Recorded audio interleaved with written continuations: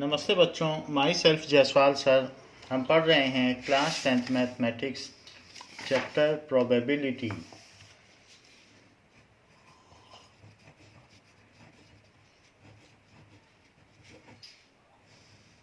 Now what does it mean bye outcome?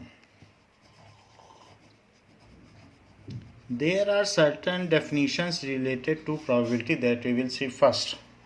So when some experiment is done,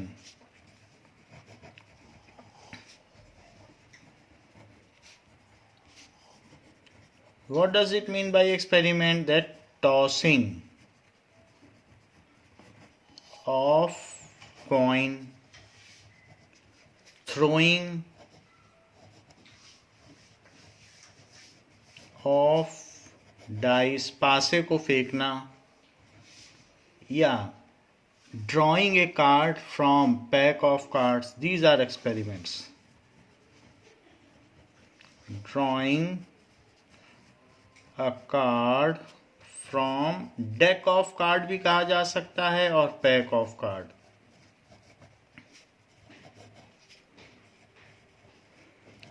Otherwise there are other experiments also, like throwing two dice, tossing two coins. There are some other experiments also in day-to-day life. So when some experiment is done, then it produces a result. उसका कुछ ना कुछ तो result आएगा. जैसे आपने toss कर दिया कॉइन तो हेड या टेल आएगा, तो कुछ रिजल्ट आएगा. That result is known as outcome.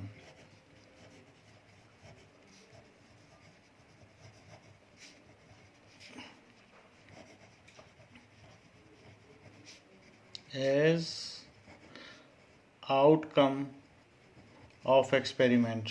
What does it mean by event? Now event is same as outcome. ये दोनों एक ही चीजें हैं. During an experiment whatever happens is called event. During an experiment whatever outcome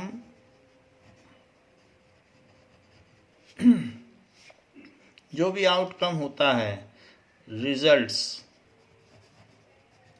is called event. For example, while throwing a dice. Throwing और dice जो है ये experiment हुआ.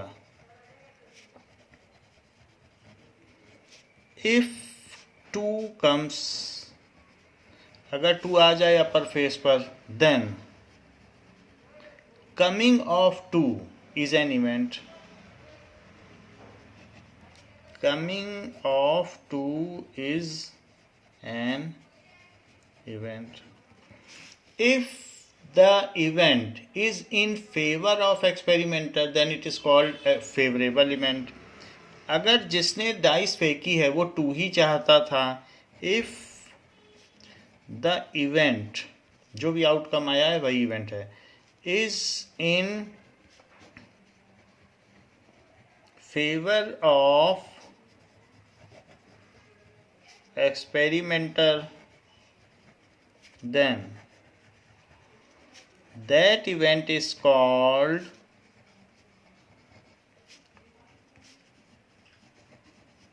favorable event.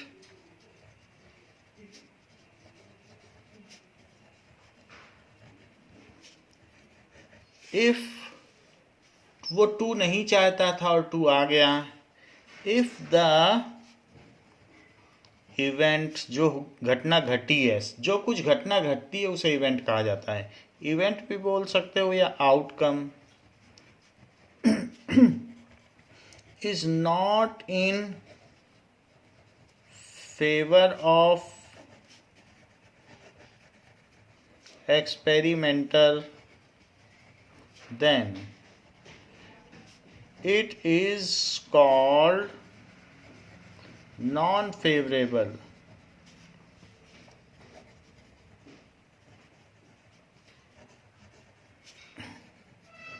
इवेंट या आउटकम। अगर वो 2 नहीं चाहता था, मान लीजिए उसको 3 आने से होम मिल जाता, तो फिर 2 तो उसके लिए नॉन फेवरेबल आउटकम हो गया। Now what does it mean bye probability?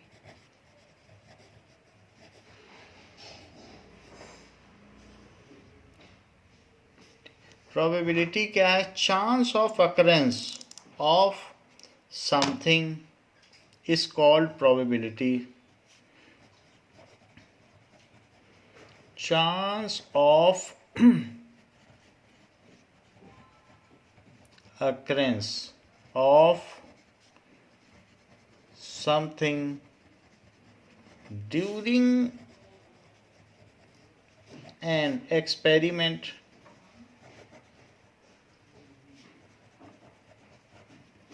is called probability। उसको प्रायिकता कहते हैं।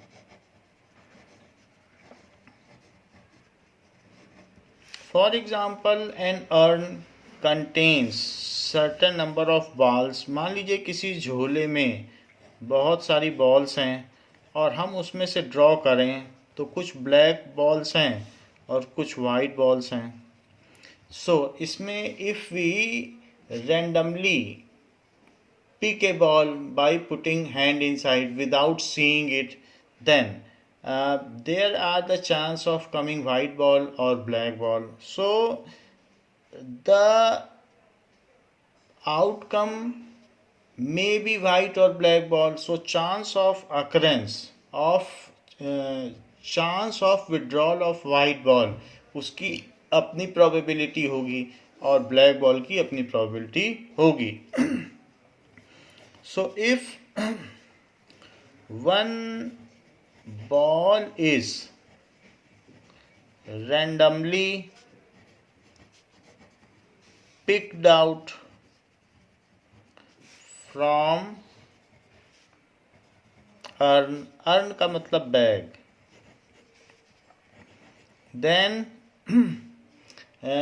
it may result in white or black ball।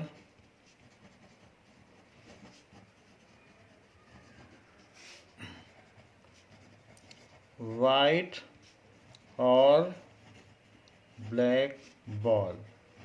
So the chance of occurrence of white ball is the probability of coming of white ball and chance of occurrence of black ball is the probability।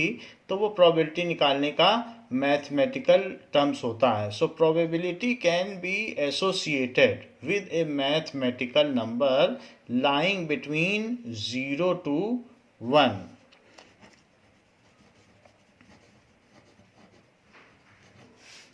can be associated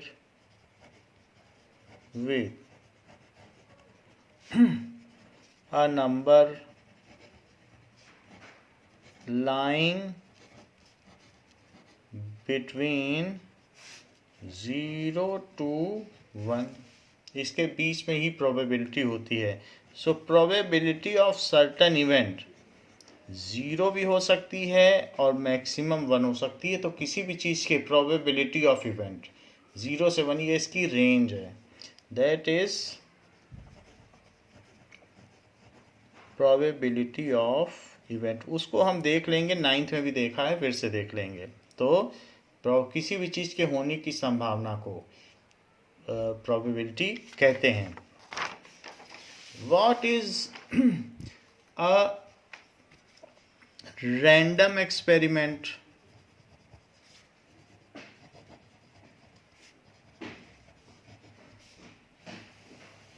if during an experiment no unfair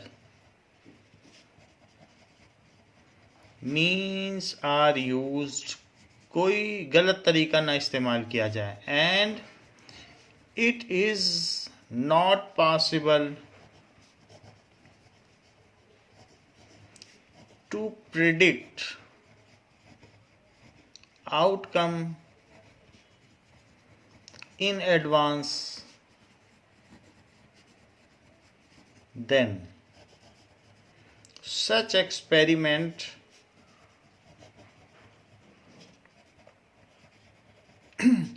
is called random experiment.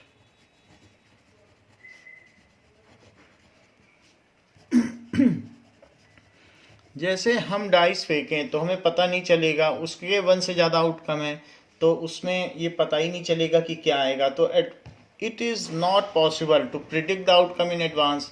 सो ऐसे case में, और dice हम ऐसे रख दें, ऐसा हमें करना भी नहीं है, क्योंकि अनफेयर मीन्स नहीं करनी है. ऐसे ऐसे करें फिर ऐसे रख दें तो अनफेयर मीन नहीं करनी है. या किसी अर्न में अगर आप एक बॉल निकाल रहे हैं किसी झोले से, तो आँख उसी में झुका के देख लें कौन सी बॉल है, और फिर कह दे देखना वाइट निकलेगी, वाइट निकलेगी, और वाइट ही निकाल दें, और आप झुक के देख लें, तो ये माना जाएगा आपने अनफेयर मीन्स का यूज़ किया है.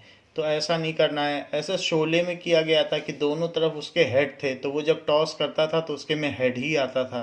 तो ऐसा भी नहीं करना है. तो अगर आपके पास एक ही आउटकम होगा तो भी वो रैंडम एक्सपेरिमेंट नहीं माना जाएगा. कम से कम 2 आउटकम्स होने चाहिए उस एक्सपेरिमेंट में, और अनफेयर मीनिंग का नहीं यूज़ होना चाहिए, तो फिर उसे रैंडम एक्सपेरिमेंट कहा जाता है, यदृच्छया प्रयोग. तो ऐसे में ये संभव नहीं होता है कि क्या आएगा कोई पता लगा ले. But there is also a biased experiment.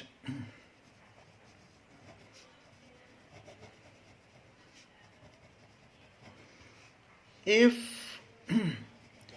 during an experiment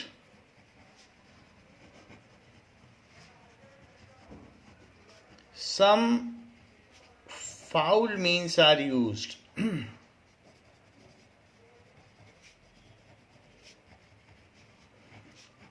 to make the outcome favorable to experimenter,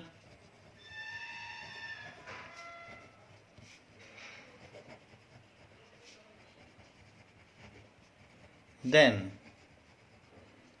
such experiment is called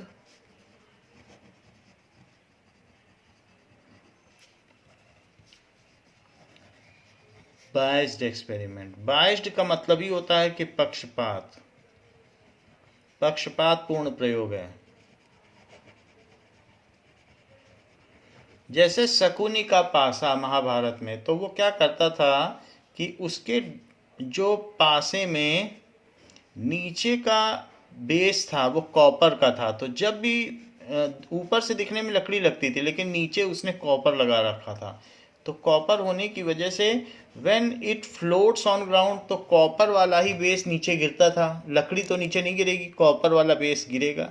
तो इस वजह से उसके ऊपर में हमेशा 6 ही आता था. तो इस तरीके से उसने फाउल मीन्स का प्रयोग किया, नीचे की डेंसिटी बढ़ा दी और ऊपर लकड़ी रखी, हमेशा फ्लोट करके कॉपर नीचे आता था. तो इस तरीके से उसने फाउल मीन्स. या अगर आप एक कर्न में हाथ डालते हैं और आपने वाइट और ब्लैक बॉल रखी है, तो ब्लैक बड़ी बड़ी रख दी, तो आप टच करके पता लगा लोगे कि आपको वाइट निकालनी होगी, तो आप उसको टच करके ही पता लगा लोगे कि छोटी वाइट है. तो ये भी एक फाउल मीन्स है. तो इसमें if you can predict the outcome in advance, किसी सिक्के में अगर दोनों साइड एक ही चीज़ हैं तो भी ये एक तरीके का अनफाउल, ये एक तरीके का फाउल एक्सपेरिमेंट माना जाएगा. सो this is biased experiment. Now what does it mean bye sure event? So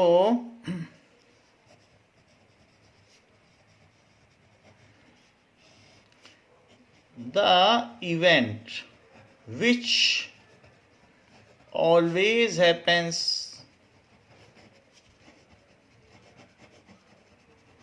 during experiment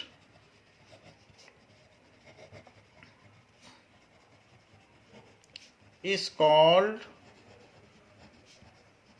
sure event. हमेशा हो. फॉर एग्जाम्पल कि coming of A number less than 7 during throwing of dice, coming of a number less than 7 during throwing of dice is sure event। तो ये sure event हो गई। जैसे कि आपने प्रोबेबिलिटी ऑफ इस चीज को coming of number less than is sure event, तो ये जो coming of number less than 7 during throw of dice, इस चीज को मैं ई इवेंट मानूं, इवेंट को EFGH माना जाता है। तो ऐसे केस में number of favourable outcomes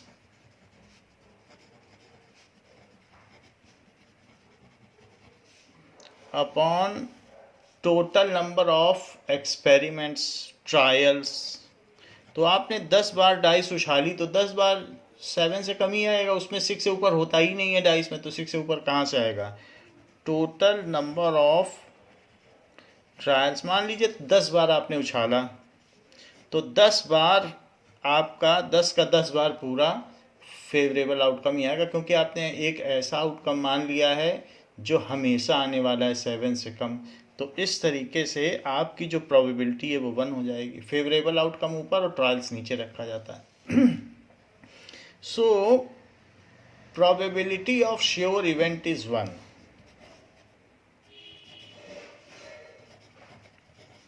of sure event is 1। Impossible event,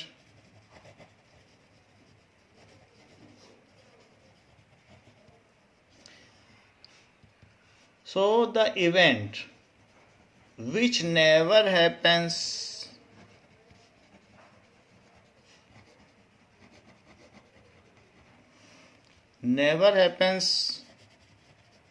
during an experiment is called impossible event. जो कभी ना घटे उसको कहेंगे impossible event, never happens. Now जैसे कि एग्जाम्पल इंडिया और ऑस्ट्रेलिया, जैसे आप ये कहें कि पाकिस्तान एंड ऑस्ट्रेलिया का मैच हो रहा है और कोई सोचता है अगर इंडिया जीत जाए तो इंडिया कैसे जीतेगी, India is not playing in that match, Pakistan and Australia का क्रिकेट मैच है तो इंडिया कैसे जीतेगी। So wanting India should win in Pakistan and Australia match, so it is impossible event and it will never happen. या ये भी कहा जा सकता है कि wanting more than 6 during throw of dice, so coming of a number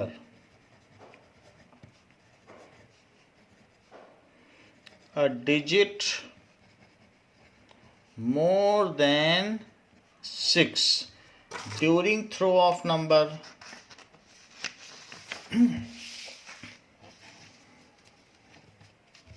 six during throw of number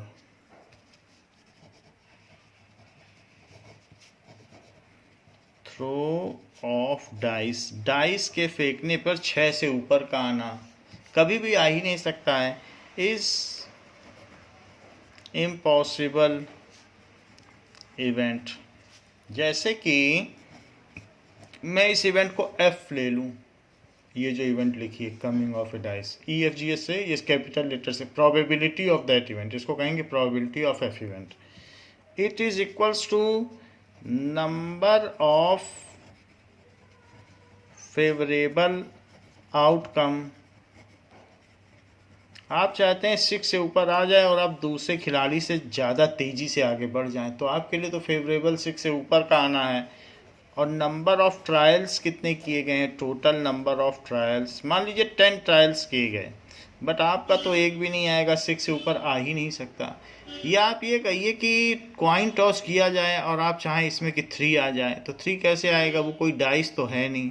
तो coin के टॉस में आप 1 2 3 4 ट्राई कर रहे हैं तो कहाँ से आ जाएगा, या डाइस के थ्रो करने पर आप ये ट्राई करें कि हेड या टेल आ जाए, ये सारी इवेंट्स इम्पॉसिबल इवेंट्स हैं, तो ज़ीरो है।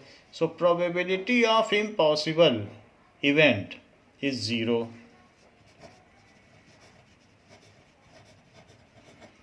Of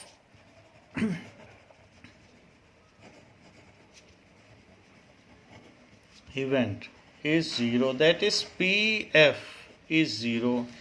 So all probabilities lies between, ये मिनिमम प्रोबेबिलिटी है और 1 मैक्सिमम प्रोबेबिलिटी है, क्योंकि श्योर इवेंट की प्रोबेबिलिटी तो सबसे ज़्यादा होगी, तो जितनी भी प्रोबेबिलिटीज़ हैं वो इन्हीं के बीच में लाई करती हैं।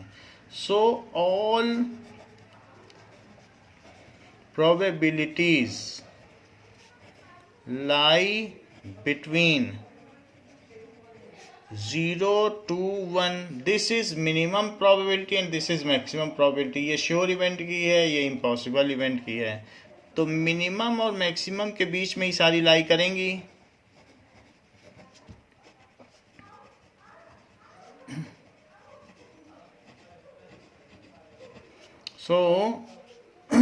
जैसे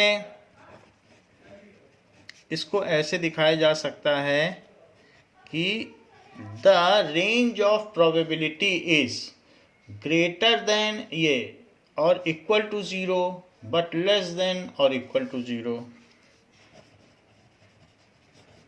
range of any event is greater than or equal to 0 but less than or equal to 1। ये है प्रोबेबिलिटी ऑफ एन इवेंट। हमेशा जो भी होगी वो एक फ्रैक्शन में होगी, और सिंपल फ्रैक्शन होगा तो सिंपल फ्रैक्शन या प्रॉपर फ्रैक्शन होगा। प्रॉपर फ्रैक्शन में न्यूमरेटर छोटा होता है और डिनोमिनेटर बड़ा होता है, और ये निगेटिव भी नहीं होगी। सो probability of any event is never negative. Never negative, negative भी नहीं हो सकती। नाउ सिंपल इवेंट क्या होती है?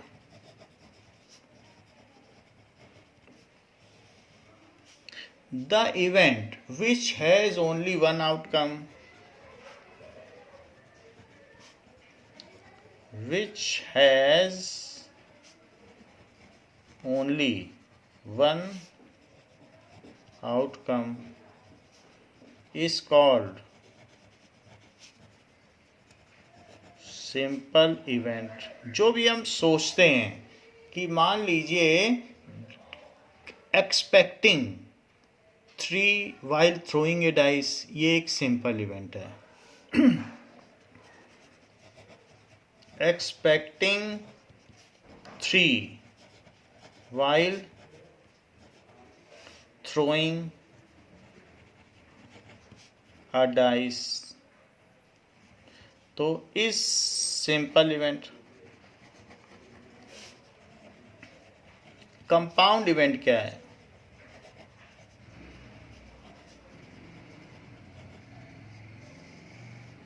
when experiment desires more than one outcome as its favorable outcome, then it is compound event। when more than one outcomes are favorable to experimenter,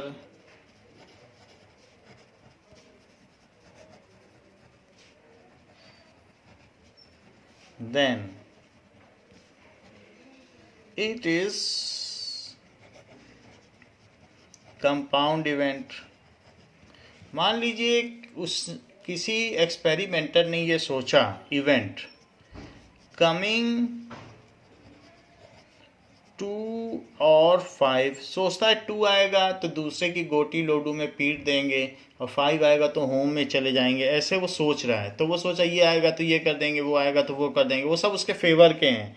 एक चीज़ सोच के नहीं बैठा है सिंपल सी, जैसे इसमें ये सीधा साधा सोच के बैठा था कि 2 आ जाए या 3 आ जाए। ये बहुत सारी चीज़ें सोच के बैठा है। तो ये इस कंपाउंड इवेंट, जब एक से ज़्यादा आउटकम फेवरेबल हो जाते हैं एक्सपेरिमेंटर के, तो ऐसी इवेंट को कंपाउंड इवेंट कहते हैं। नाउ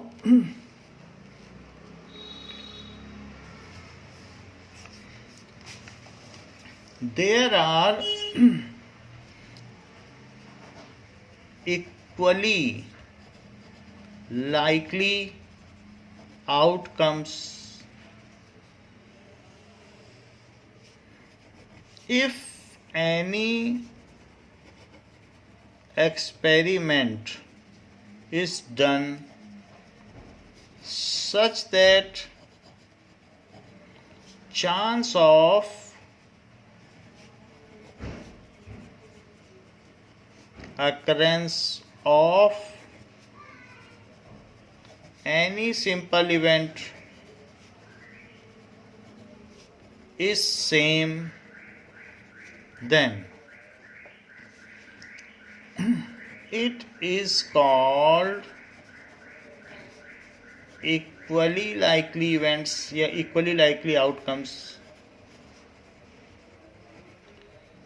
जैसे कि अगर हम पासे को फेंकें, डाइस को फेंकें, तो 1 के आने के भी 1/6 चांस है, क्योंकि 6 आउटकम्स हैं तो 1 आएगा, उसका 1/6 चांस है। 2 के आने के भी 1/6 चांस है, 3 के आने के भी 1/6 चांस है, सबके इक्वल चांस है।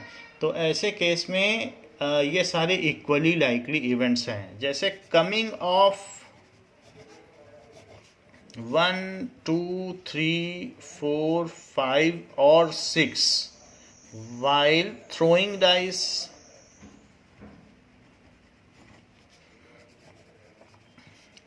are equally likely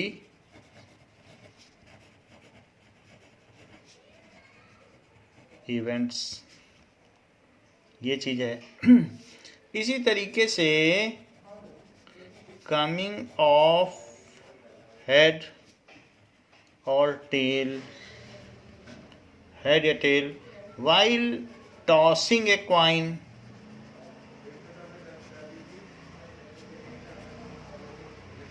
is equally likely event, क्योंकि दोनों के इक्वल चांस हैं।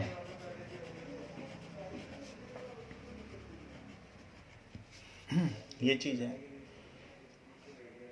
अब देखें, ये तो बात हो गई इक्वली लाइकली इवेंट्स हो गई। Now what does it mean by complementary events?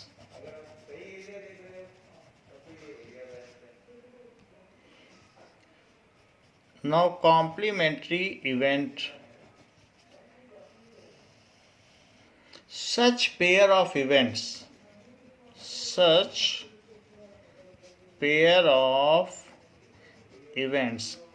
in which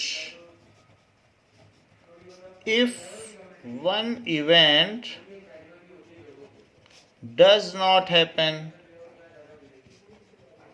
अगर एक इवेंट नहीं अकर करती, देन अदर श्योरली हैपेंस।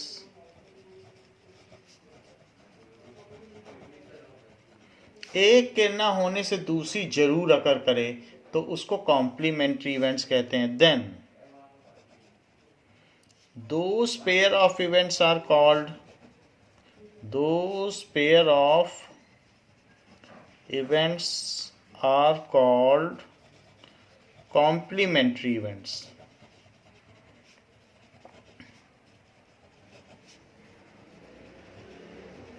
जैसे कि E coming of even number while throwing a dice। so example दिया गया है कि while थ्रोइंग अ डाइस, अगर एक पासा फेंका जाए तो ई को माना गया कमिंग ऑफ इवन नंबर, तो इसकी कॉम्प्लीमेंट्री इवन ई नॉट क्या हो जाएगी? not coming of even number, कुछ लोग इसे ऐसे भी कह सकते हैं कि कमिंग ऑफ ऑड नंबर। तो अगर कोई ये चीज़ अनाउंस कर दे कि इवन नंबर नहीं आया है तो ऑड नंबर के एस्पिरेंट्स को ढोल नताशे बजाने चाहिए कि भाई उनके लिए खुशी का पल है, अगर इवन नहीं आया तो ऑड ही आया होगा। तो इसके न होने पे ये जरूर हैपन करे। If one event does not happen then other surely happens, ये नहीं आएगा तो यही आएगा, इसलिए ये कॉम्प्लीमेंट्री इवेंट है। So coming of even number and coming of odd number during throw of dice are complementary event. Coming of even number and coming of odd number during throw of dice are complementary event. ये है जैसे कि अगर आपने 10 times dice फेंकी और उसमें 5 times even number आ गया तो जो बचे 5 टाइम्स है वो ऑड आया होगा। तो इस तरीके से कमिंग ऑफ इवन नंबर को पीई माना जाए और कमिंग ऑफ ऑड नंबर को पीई नॉट, यानी not coming of even number या ऑड नंबर। इवन नहीं आया तो इसको कहते हैं नॉट ई, यही तो ऑड है। तो इस तरीके से पीई और प्लस पीई नॉट जरा पता करें कि ये कितना होगा। मान लीजिए आपने 10 एक्सपेरिमेंट्स किए, 9 के हिसाब से बता रहा हूँ, और उसमें से 4 टाइम्स जो है वो 2, 4, 6 में से आ गया। अच्छा, बाकी के 6 टाइम्स क्या आया होगा? बाकी के 6 टाइम्स तो फिर 1, 3, 5 ही आया होगा। तो या तो ये आया होगा, 4 बार ये आया है। ई क्या है? 2, 4, 6। और ई नॉट क्या है?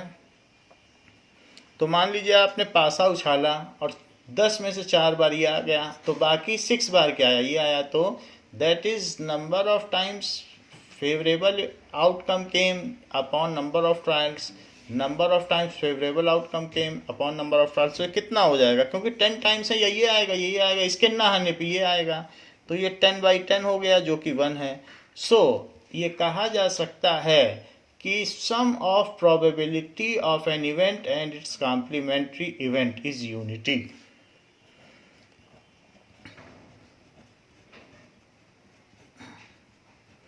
That is sum of probability of an event and its complementary event is unity।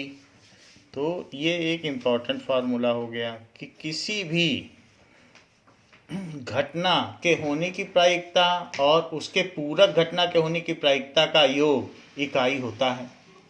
तो it is unity. Important deduction है। Now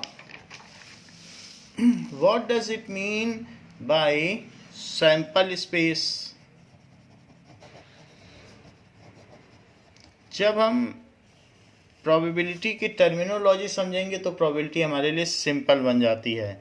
so list of all outcomes represented in set notation. List of all outcomes during an experiment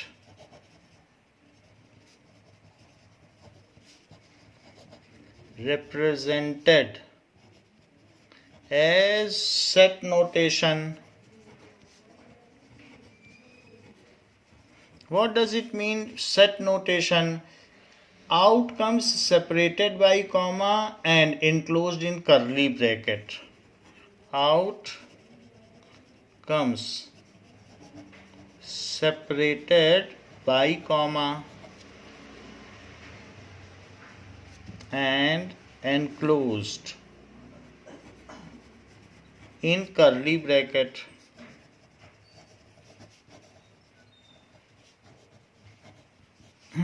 उसको कहते हैं set notation.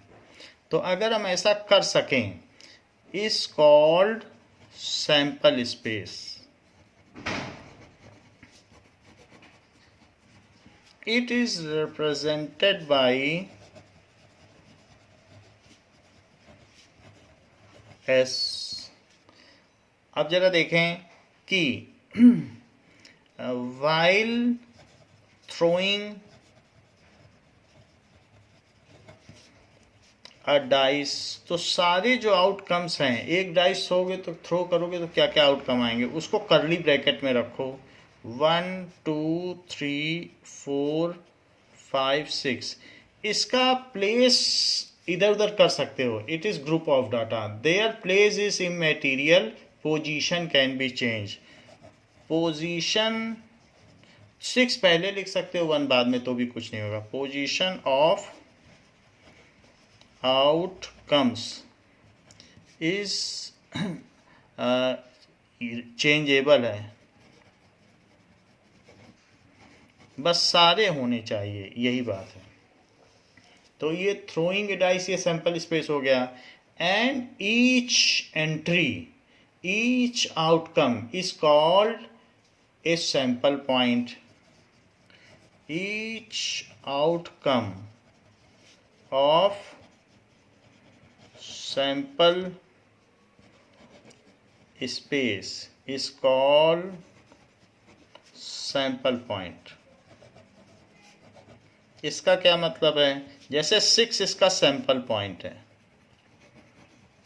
तो इसमें इस sample space में कितने सैंपल पॉइंट्स हैं। अगर हम कहें कि कितनी चीज़ें आ सकती हैं इस एक्सपेरिमेंट में, तो हम कहेंगे नंबर ऑफ सैंपल पॉइंट्स। तो 6 हो गया, 6 चीज़ें आ सकती हैं, तो ये इसका कार्डिनल नंबर हुआ। या ये कह सकते हैं कि there are chance of occurrence of 6 things. ये हमने पता कर लिया कि ये सैंपल पॉइंट हो गया। तो इसी तरीके से किसी भी चीज़ का हम सैंपल स्पेस निकाल सकते हैं। तो while tossing a coin,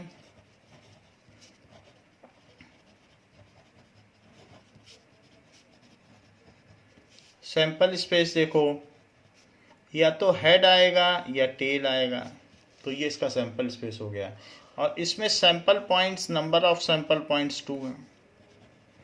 number of sample points 2 हो गए। वाइल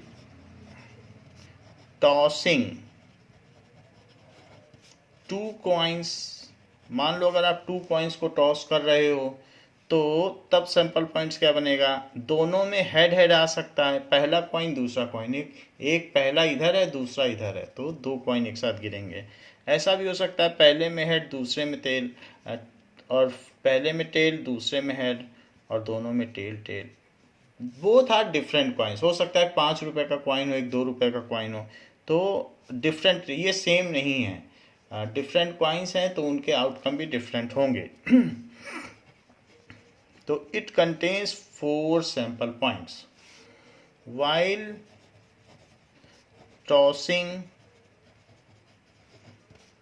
3 coins, अगर आपने 3 कॉइन टॉस किया, तो ऐसा भी हो सकता है कि तीनों में हेड हेड हेड आ जाए, पहले दोनों में हेड आए, थर्ड में टेल आए, फिर बाकी 2 में टेल आ जाए, या चारों में टेल टेल, या तीनों में टेल टेल टेल आ जाए।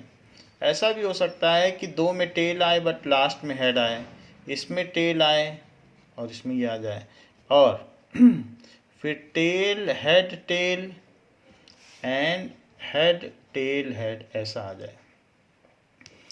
अब यहाँ पर 3 सिक्के हैं, 3 सिक्के हैं। पहले में चीज़ें 2 तरीके से आ सकती हैं, दूसरे में चीज़ें 2 तरीके से आ सकती हैं, तीसरे में 2 तरीके से आ सकती हैं। तो उनका जो कम्बिनेशन बनेगा 2 × 2 × 2, तो 8 सैंपल पॉइंट्स होंगे। यहाँ 2 सिक्के हैं, तो पहले में 2 तरीके से चीज़ें आ सकती हैं, हेड टेल, और दूसरे में 2 तरीके से, तो 4 सैंपल पॉइंट बन गए। यहाँ ऐसा था, तो इस तरीके से 1 2 3 4 5 6 7 8। धीरे धीरे एक एक टेल बढ़ाते जाइए, फिर जब सारे टेल हो जाएं तो फिर एक एक हेड बढ़ाते जाइए, जब हेड भी सारे हो जाएं तो फिर हेड टेल हेड और टेल हेड टेल, ऐसा कर दीजिए तो ये बन जाएगा। तो इसमें एन एस क्या हुआ, N S is equals to 8, तो इसके 8 सैंपल पॉइंट्स हो गए। So if 2 dice are thrown, ऐसा भी हो सकता है 2 डाइस आर थ्रोन, तो क्या चीज़ होगी, 2 डाइस अगर थ्रो करेंगे तो 2 अलग अलग कलर की आप डाइस ले सकते हैं। And if these dice are thrown, dice में क्या होता है, 6 के अपोजिट 1 होता है, 3 के अपोजिट 4 होता है और 5 के अपोजिट 2, यानी अपोजिट फेसेस का सम 7 हमेशा होता है। तो जो भी हो, ये डाइस आपने थ्रो कर दी ऐसे। तो अब क्या होगा, इसका सैंपल स्पेस, मान लीजिए इसमें एक रेड कलर की डाई हो गई और एक ब्लू कलर की, ऐसा कुछ माना जा सकता है, ये ब्लू हो गई, तो ये फर्स्ट डाई हो गई, ये सेकंड डाई हो गई, ऐसा भी माना जा सकता है। तो ऐसे केस में फर्स्ट में 1 आए, सेकंड में भी 1 आ जाए, फर्स्ट में 1 2 1 3 1 4 1 5 1 6, फर्स्ट में 2 आ जाए,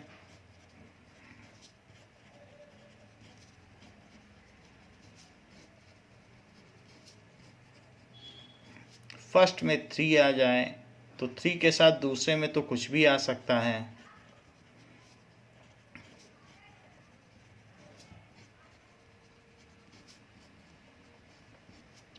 फर्स्ट में 4 आ जाए,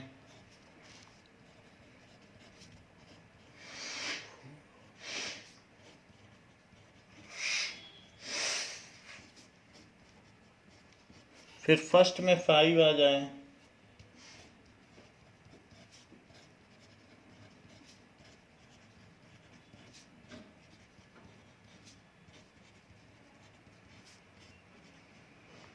एंड फर्स्ट में 6 आ जाए, तो 6 1 6 2 ऐसे चलता रहेगा।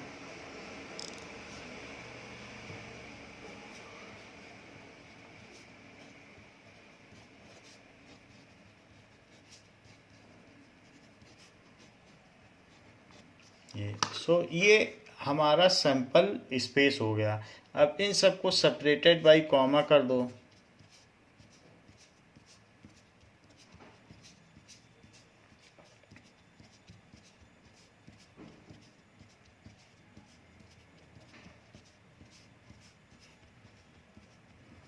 और अल्टीमेटली यहाँ पर ये ऐसे लगा दो और फिर यहाँ एस लिख दो।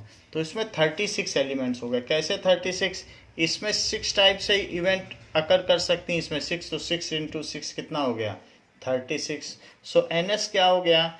Number of sample points, number of sample points that is equals to 36। ये चीज़ है। सम ऑफ, कितनी इसमें ऐसी इवेंट्स हैं कि sum of number of dice is 2। तो ये इवेंट है कि जिसमें sum of number of dice 2 है। चेक करो, 1 + 1 2। इसमें कितनी इवेंट है कि sum of number of dice 3 है? यही दोनों हैं। इसमें कितनी इवेंट है? सम ऑफ नंबर ऑफ डाइस 4 है, ये है। इसमें 4 ऐसी इवेंट हैं कि sum of number of dice 5 है।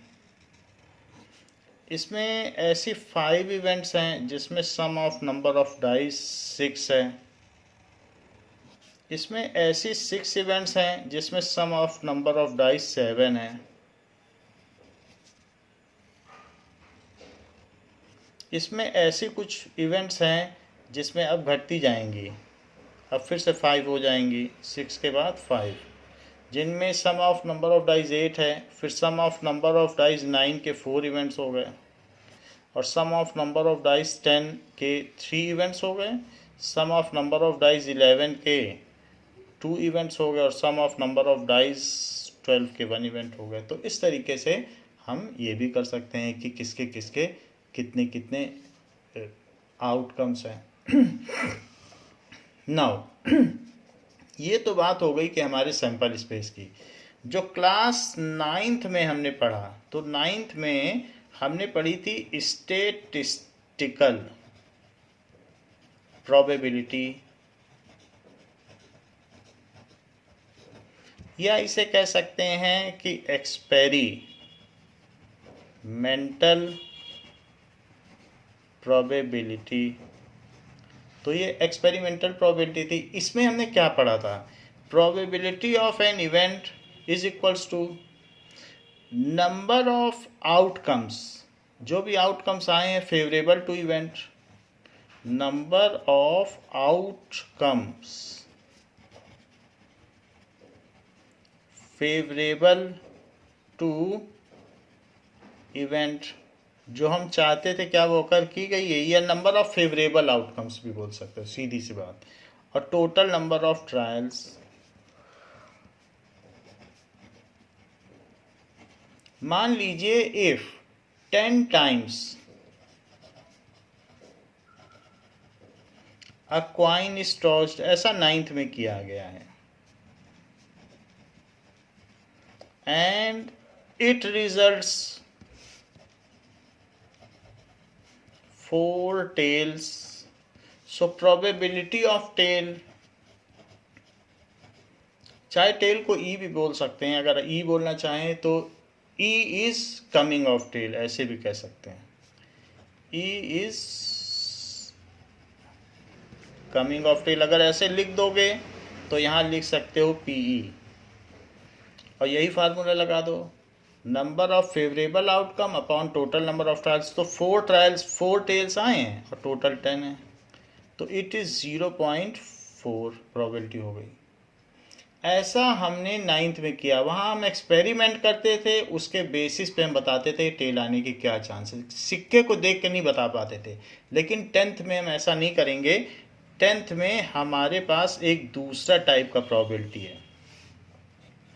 10th में हमारे पास है एम्पीरिकल प्रोबेबिलिटी, या उसे क्लासिकल प्रोबेबिलिटी भी कहते हैं। So empirical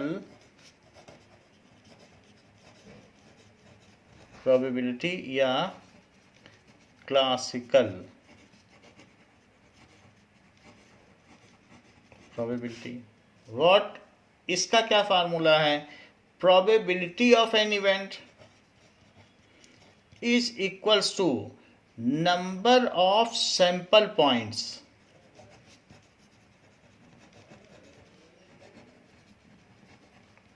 favourable to event. इसमें उछालना नहीं पड़ता सिक्के को, या डाइस फेंकनी नहीं पड़ती, उसमें फेंकना पड़ेगा, फिर देख के पता किया जाता है। और total number of sample points, total number of sample points. जैसे देखें कि जो 10th में हम पढ़ रहे हैं उसमें क्या होगा। इस वाले केस में जैसे हमने एक इवेंट मानी, E event, it is while throwing a dice,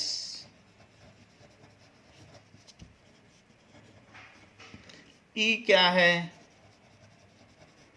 coming a number less than 5।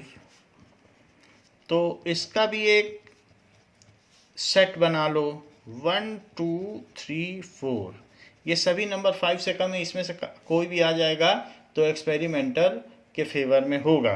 तो इसको एनी को क्या कहेंगे? 4 उसके फेवर में है।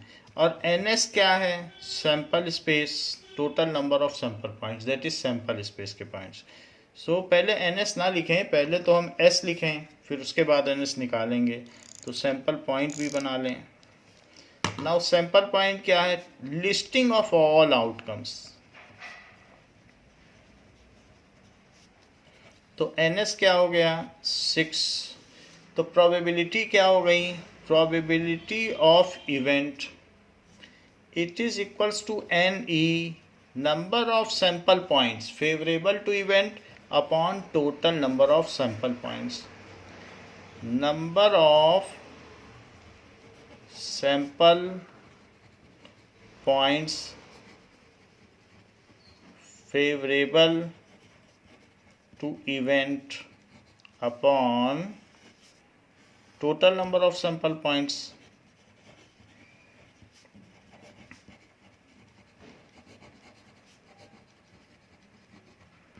तो 4 तो उसके फेवर में थे और टोटल 6 थे, तो इसलिए 2/3 ये हो गया। बाकी आप चाहें तो इसको सॉल्व भी कर सकते हैं, अदरवाइज़ ये लिखना ये ज़्यादा एक्यूरेट है, क्योंकि डेसिमल में उतना एक्यूरेट आएगा नहीं, तो यही ज़्यादा एक्यूरेट है। सो ये हमारी प्रोबेबिलिटी हो गई क्लासिकल प्रोबेबिलिटी या फिर एम्पिरिकल प्रोबेबिलिटी मानी जाएगी। तो इसमें इस तरीके से किया जाता है, जैसे कि अगर वाइल टॉसिंग ऑफ 2 कॉइन्स, अगर आपने 2 कॉइन्स टॉस किए तो सैंपल पॉइंट क्या बन रहा है, HH, फिर TH, HT और TT, और इवेंट मान ली coming of at least 1 head, कम से कम एक हेड तो आए, वो चाहता है एक हेड तो आ ही जाए। तो एक हेड, चलो ये एक हेड आ गया, उसकी बात मान लो, 2 आ जाए तो भी चलेगा, ये नहीं चलेगा क्योंकि इसमें तो एक भी हेड नहीं आया। वो कह रहा है coming of at least 1 head, कम से कम एक हेड तो आए, तो ये इवेंट हो गई। अब हमारे पास NS क्या हुआ 4, NE क्या हुआ 3, सो प्रोबेबिलिटी ऑफ इवेंट क्या हुई NE/NS। इसमें सैंपल पॉइंट से ही बात बन जाती है, सिक्के उछालने नहीं पड़ते हैं। सो दिस इज 3/4, ये चीज हो गई। नाउ वाइल थ्रोइंग ए डाइस, मान लीजिए आपने डाइस थ्रो की,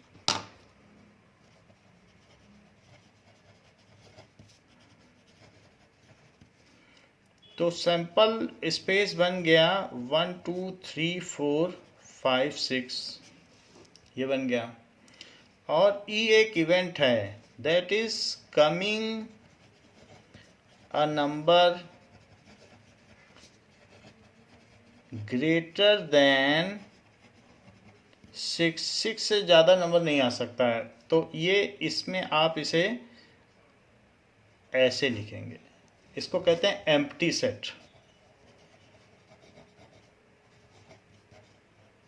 एम्प्टी सेट कह दो, नल सेट कह दो, रिक्त समुच्चय, ये चीज़ है, तो इसे कुछ भी कह सकते हैं।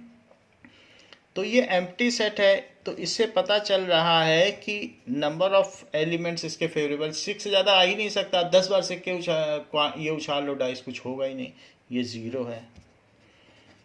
और NS कितना हो गया 6। तो अब हम प्रोबेबिलिटी ऑफ इवेंट निकालें, यानी 6 से अधिक आने की प्रायिकता, तो that is NE, PE is NE/NS। यही चीज़ आपका पूरा काम बना देगी, यही याद रखना है पूरे चैप्टर में, इससे ज़्यादा आपको याद ही कुछ नहीं रखना है।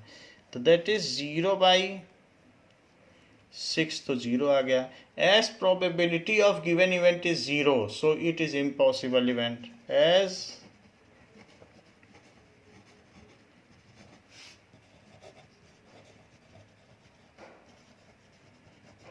event is 0, so it is impossible event। तो ये impossible event हो गई, जिसके आने की कोई संभावना ही ना हो, तो वो impossible event हो गई। जैसे कि अगर हम यहाँ पर ऐसे करें, while tossing अ कॉइन, तो सैंपल स्पेस क्या हो गया, हेड या टेल। और इवेंट कह रहा है कि हेड आ जाए तो भी मेरे मन का है, टेल आ जाए तो भी मेरे मन का है, वो किसी में भी संतुष्ट है। हेड और टेल किसी में भी वो कहता है ठीक है। तो ऐसे केस में हेड या टेल दोनों ही इसके मतलब के हो गए। अब देखो यहाँ पर एन एस क्या हो गया 2, और इसने भी कह दिया हेड आ जाए या टेल आ जाए, चाहे मुझे आइसक्रीम मिल जाए चाहे कोल्ड ड्रिंक, हम दोनों में संतुष्ट हैं। सो ऐसे में एन ई कितना हो गया 2। सो प्रोबेबिलिटी ऑफ हेड और tail that is N E by N S, N E by N S. So this is 2 by 2, तो 1 as probability of above event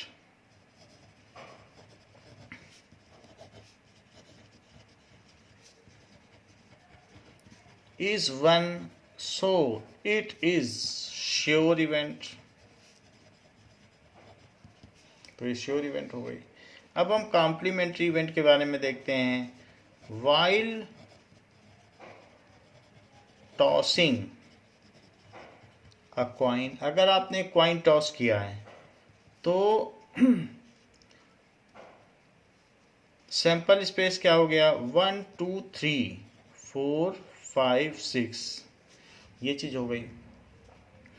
अब एक ई इवेंट है कमिंग ऑफ 2, कमिंग ऑफ 2, तो उसका set बनेगा 2, इसमें सिर्फ 2 लिखा जाएगा।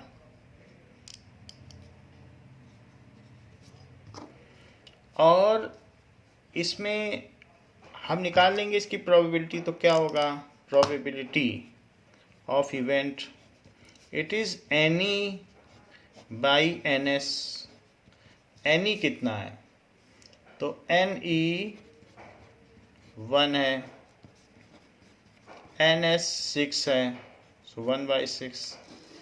और ई बार क्या है नॉट कमिंग ऑफ 2, वो चाहता है 2 ना आए तो क्या आए, तो उसके डिज़ायर वाली सारी इवेंट लिखो 1 3 4 5 6, ये चाहता है, यानी ये कॉम्प्लीमेंट्री इवेंट है।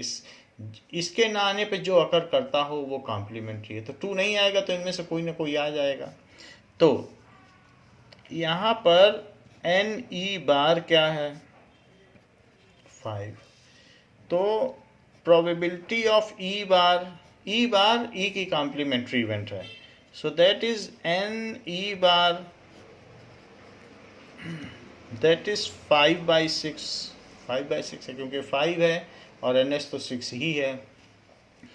Now P E plus P E bar, so that is 1 by 6, क्योंकि पी ई की वैल्यू 1 बाई 6 आई है और ये 5 by 6, so this is equals to 6 by 6 is equals to 1।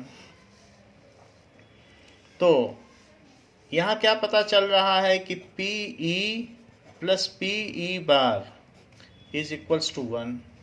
So sum of an event and its complementary event is unity.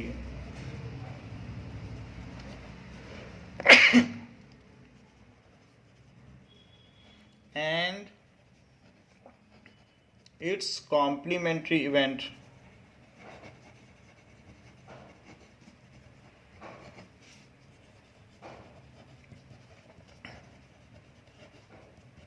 तो इनके होने की संभावना 1 होती है। ऐसे भी किया जा सकता है।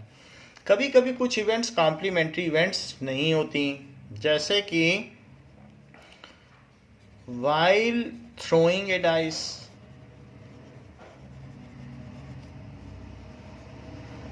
अगर एक डाइस फेंकी जाए तो डाइस फेंकने पर एक इवेंट ये है 2 और 3 उसने माना है 2 या 3 आ जाए, और एफ दूसरे ने मान रखा है कि 1 5 6 ऐसे माना है।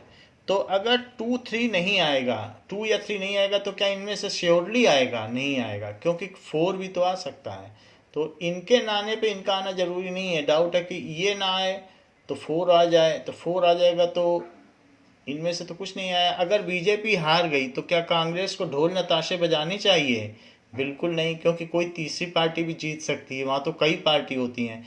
तो बीजेपी का जीतना और कांग्रेस का जीतना कॉम्प्लीमेंट्री इवेंट्स नहीं है, क्योंकि वहाँ कई पार्टियाँ खड़ी हैं।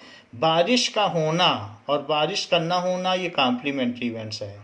एक सिक्के के उछालने पे टेल का आना या हेड का आना ये कॉम्प्लीमेंट्री इवेंट्स है। एक डाइस के उछालने पर इवन नंबर का आना एंड ऑड नंबर का आना ये कॉम्प्लीमेंट्री इवेंट्स है। लेकिन ये नहीं है, क्योंकि इसके ना आने पर इसका आना अवश्य नहीं होगा, हो सकता है 4 आ जाए। और इसको हम ऐसे भी जान सकते हैं कि अगर मैं पी ई निकालूं तो वो N E by N S होगा, जो कि 2/6 होगा। और पी एफ निकालूं तो N F by N S होगा, जो कि 3/6 होगा। और P E plus P F क्या होगा, P E plus P F निकालो, दैट इज 2/6 प्लस 3/6। तो 2/6 प्लस 3/6 क्या 1 होगा? नहीं होगा 1। 2/6 plus 3/6, it is 5/6, which is not equal to 1. So E and F are not complementary events. E and F are not complementary events. तो ये complementary events नहीं है। Complementary events exhaust the sample space. ये बात हमेशा ध्यान रखना। Complementary events completely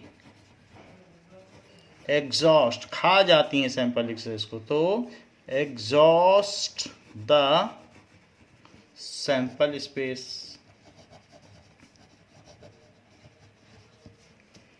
for example कि कॉम्प्लीमेंट्री इवेंट्स जैसे 2, 4, 6 ये ई है, कमिंग ऑफ इवन नंबर, और एफ है 1, 3, 5। तो ये कॉम्प्लीमेंट्री इवन है, कमिंग ऑफ इवन नंबर और ऑड नंबर।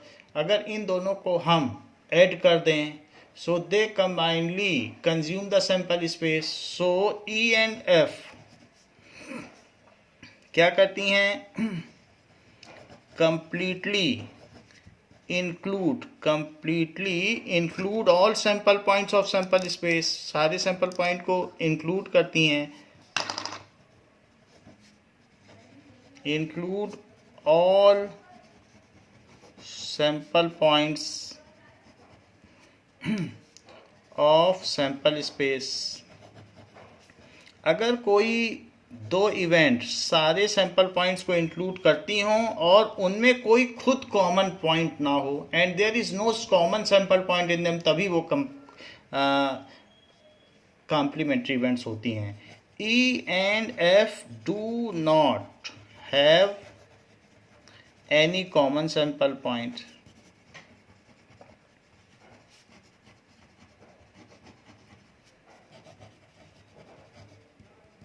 तो उनके कोई कॉमन सैंपल पॉइंट्स भी नहीं हैं। सो पहली बात, वो दोनों मिल के एस बना दें, तो यहाँ पर ई एंड एफ इन दोनों के सारे सैंपल पॉइंट्स जो हैं वो सैंपल स्पेस में हैं, कंबाइनली इंक्लूड ऑल सैंपल, और इनका कोई कॉमन सैंपल पॉइंट भी नहीं है। सो दे आर कॉम्प्लीमेंट्री इवेंट्स। तो इसलिए ये पूरक घटनाएं हैं, दे आर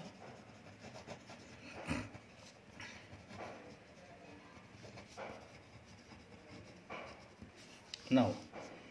जो हमने आपको बताया था सिंपल इवेंट्स, उनको एलिमेंट्री इवेंट्स भी कहते हैं। तो कहा गया है कि एक और स्टेटमेंट दिया गया है कि sum of all elementary events in an experiment is unity. Check करो, मान लीजिए 1 का आना डाइस के फेंकने पर, 2 का आना, 3 का आना, ये सब एलिमेंट्री इवेंट्स हैं। एलिमेंट्री इवेंट्स को ही हमने सिंपल इवेंट्स कहा था, जिसमें सिर्फ एक एलिमेंट होता है।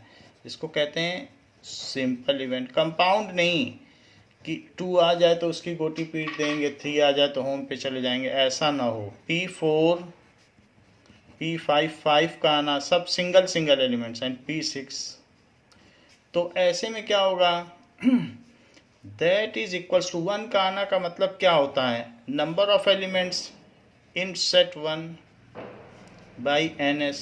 तो 1 में कितने एलिमेंट्स हैं, 1 है, और number of elements in set 2, EFGH भी लिख सकते हैं, हमने लिखा नहीं है, फिर NS। Number of elements in set, set लिखना पड़ेगा, पैरेंथेसिस नहीं लगानी है, कर्ली ब्रैकेट, क्योंकि सेट का हमें नंबर चाहिए, और NS number of elements NS number of elements NS number of elements upon NS, so it is 1/6 plus 1/6, क्योंकि 1 के आने के 1/6 चांस हैं, टोटल 6 सैंपल पॉइंट्स हैं, और सैंपल पॉइंट्स में से 1 की हिस्सेदारी 1 की ही है, तो उसके 1/1/6 चांस ही होंगे। 2 के आने के भी 1/6 चांस होंगे, 3 के आने के भी 1/6, जब वो 6 में से 1 है तो 1/6 चांस है, सबके 1/6 चांस हैं। और चूंकि सब सिंपल इवेंट्स हैं तो उन्हें एलिमेंट्री इवेंट्स भी कह सकते हैं, so these are elementary event. तो sum of all elementary events that is 6/6 हो गया, 1 + 1 + 1 + 1 + 1/6, that is 6/6 is unity. So sum of all elementary events in an experiment is unity. तो इस तरीके से हमने देखा कि कैसे निकालते हैं एलिमेंट्स इवेंट्स। तो हमने 9th में देखा स्टेटिस्टिकल प्रोबेबिलिटी पढ़ेंगे, 10th में हम क्लासिकल प्रोबेबिलिटी पढ़ते हैं। इसी तरीके से जब हम 11th में जाएंगे तो एक्सियोमेटिक अप्रोच,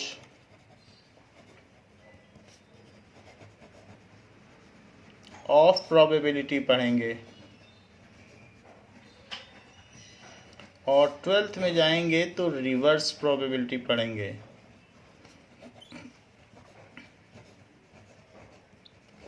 तो इसके आगे BSc के भी अपने कोर्सेज हैं प्रोबेबिलिटी के। 10 साल पहले तक ये प्रोबेबिलिटी किसी भी मैथमेटिक्स का पार्ट नहीं थी, लेकिन इसके लिए जो साइंटिस्ट थे तो उन्होंने, जो एक मैथमेटिशियन थे, उन्होंने एक बार में जाकर ये बात देखी, दैट इज लाप्लास, कि कुछ लोग डाइस फेंक रहे हैं और वो कह रहे हैं कि 10 से कम आए तो मेरा, 10 से ऊपर आए तो तुम्हारा, ऐसा करके वो शाम को जीत के ही जाते हैं। तो इनका इंटरेस्ट बढ़ा कि डाइस फेंक के जीत के कैसे जाते हैं, ज़रूर इसके पीछे कोई साइंस होगी।